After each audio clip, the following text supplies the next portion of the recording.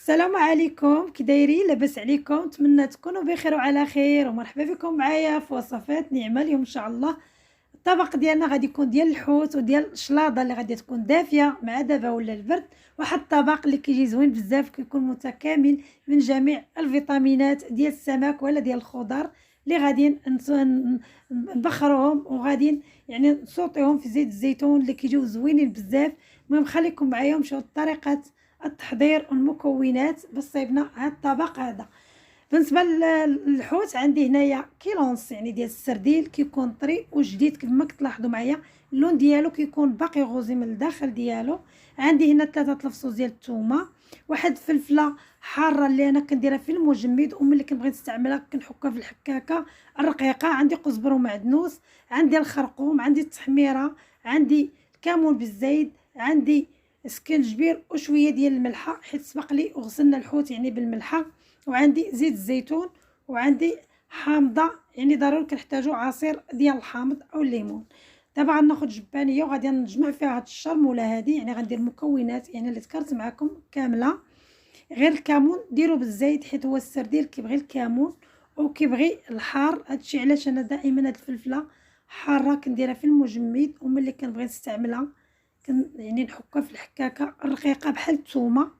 ودابا غادي نستعمل يعني غندير نص الكميه تقريبا ديال زيت الزيتون، فايت نص شويه ديال زيت الزيتون. المهم غادي نشوف واش نزيد هذاك اللي بقى ليا من زيت الزيتون ولا ما نزيدوش. وغادي نعصر هاد الحامضه هذه، تقريبا غادي ندير 4 كاس عصير الحامض. ضروري هذا سميتو السرديل كيحتاج العصير ديال الحامض، كيعطي واحد المذاق زوين بزاف. ودابا غادي نخلط الشرموله ديالي بهذه الطريقه هذه.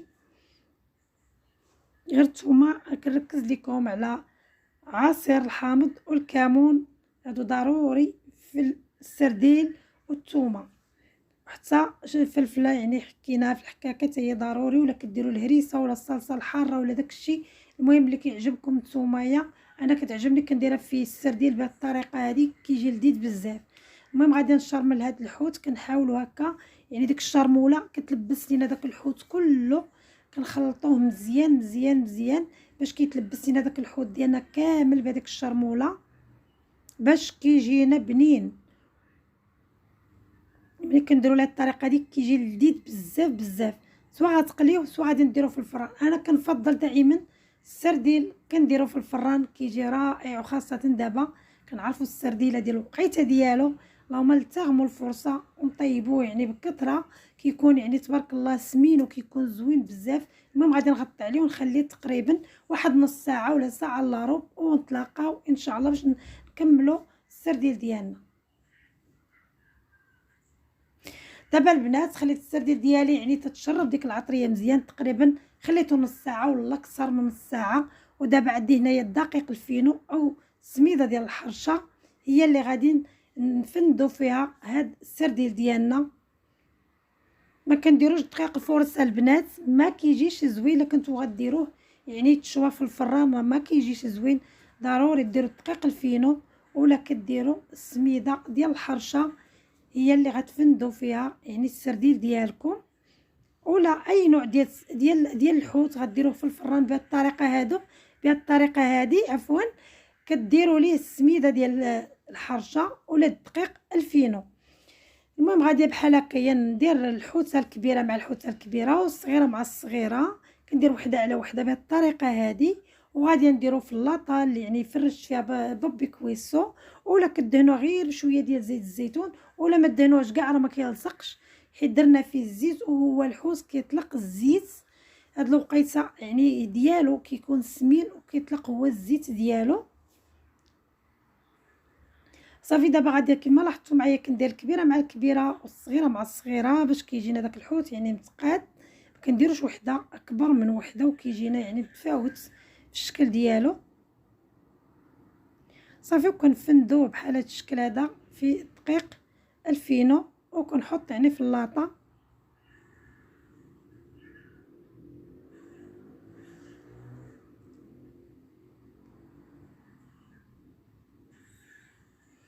الصراحه كيجي لذيذ وكيجي زوين وكيجي صحي. وخاصه ملي الا درتوه يعني طيبتوه في الفرن يعني ديال الكهرباء راه كيجي صحي 100%.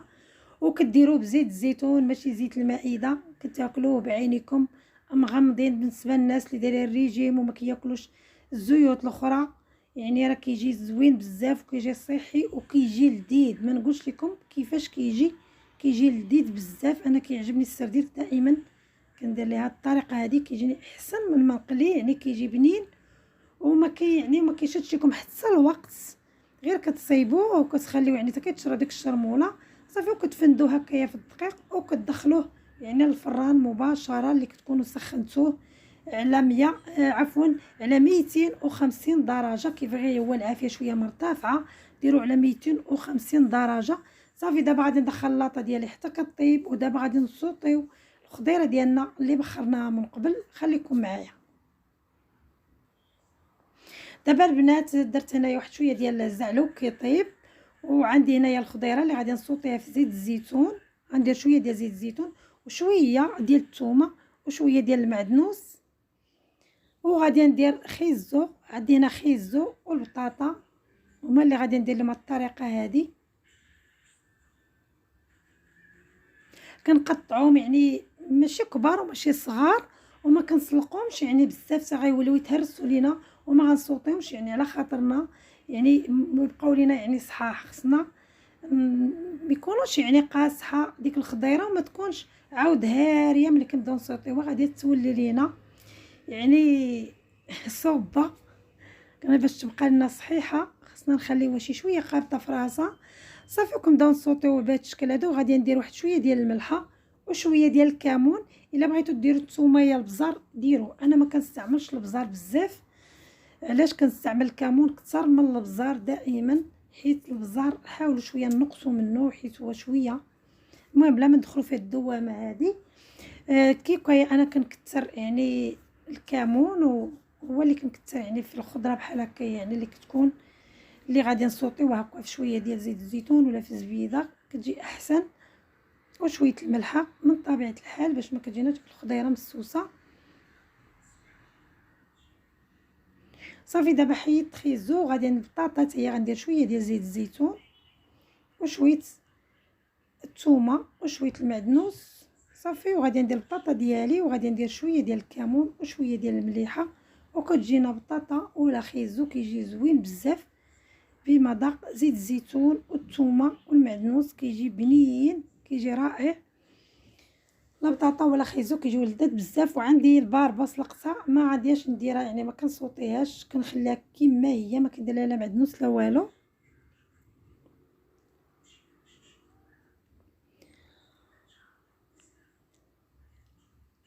صافي دابا عندي هنايا الخس يعني غسلته ونشفتو. غادي نديرو في طبق التقديم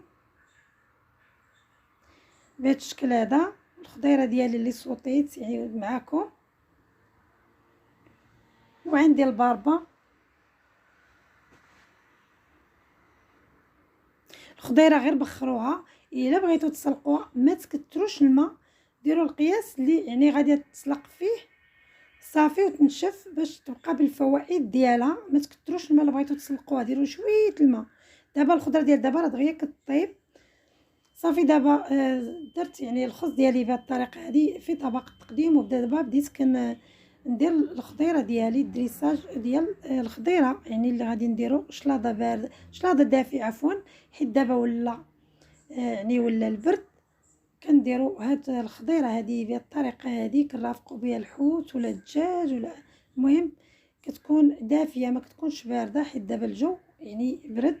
والسمك ديالي دابا خرجته من الفران وبديت كنحطو في طبق التقديم. كيف ما كتلاحظوا معايا كيجي محمر وكيجي زوين بزاف، كيجي لذيذ وكيجي بنين. ما نقولش لكم كيفاش كيجي رائع. وكيجينا واحد الطبق يعني متوازن بالنسبه للفيتامينات يعني فيه جميع الفيتامينات وكيجي زوين بزاف. غير جربوه ان شاء الله وانا مأكده غادي يعجبكم. وهذه هي الزعلوك يعني اللي حضرت رافقته بزعلوك. كنتمنى ينال الاعجاب ديالكم الطبق هذا وتجربوه ان شاء الله. والسمك ديالنا كيفاش كيجي من الداخل ديالو كيجي رائع رائع رائع وكيجي زوين بزاف. وهنا غنقول لكم بالسلامه عليكم والى فيديو قادم بحول الله.